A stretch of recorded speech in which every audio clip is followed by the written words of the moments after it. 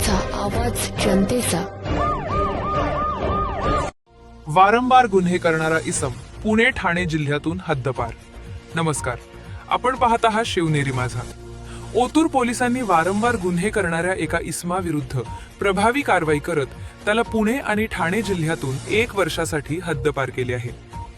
ओतूर येथील साहिल जीवन तांबे वय 21 वर्ष याच्या विरुद्ध ओतूर पोलीस ठाण्यात एकूण 6 गुन्हे दाखल आहेत.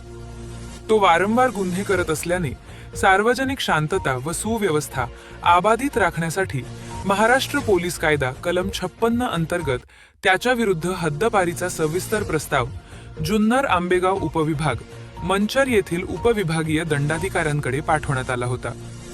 साहिल तांबे याच्या विरुद्ध दाखल असलेले गुन्हे आणि इतर बाबींचा विचार करून उपविभागीय दंडाधिकाऱ्यांनी त्याला पुणे आणि ठाणे जिल्ह्यातून 1 वर्षासाठी हद्दपार करण्याचे आदेश दिले आहेत.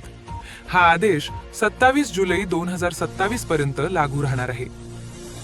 या आदेशाची अंमलबजावणी करत आज 1 ऑगस्ट 2026 रोजी ओतूर पोलिसांनी साहिल तांबे याला अहिल्यानगर जिल्ह्यातील अकोले पोलीस ठाण्याच्या हद्दीत त्याच्या नातेवाईकांकडे सोडून हद्दपारीच्या आदेशाची पूर्तता केली.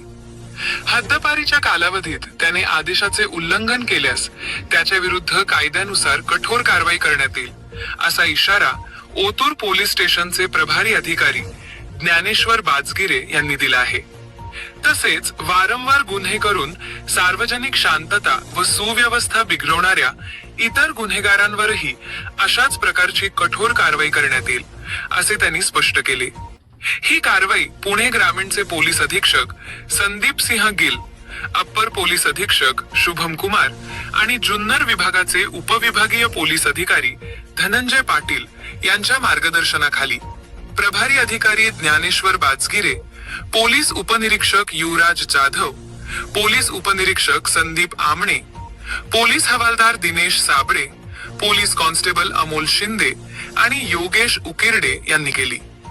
शिवनेरी माझासाठी संकेत अस्वार, ओतूर.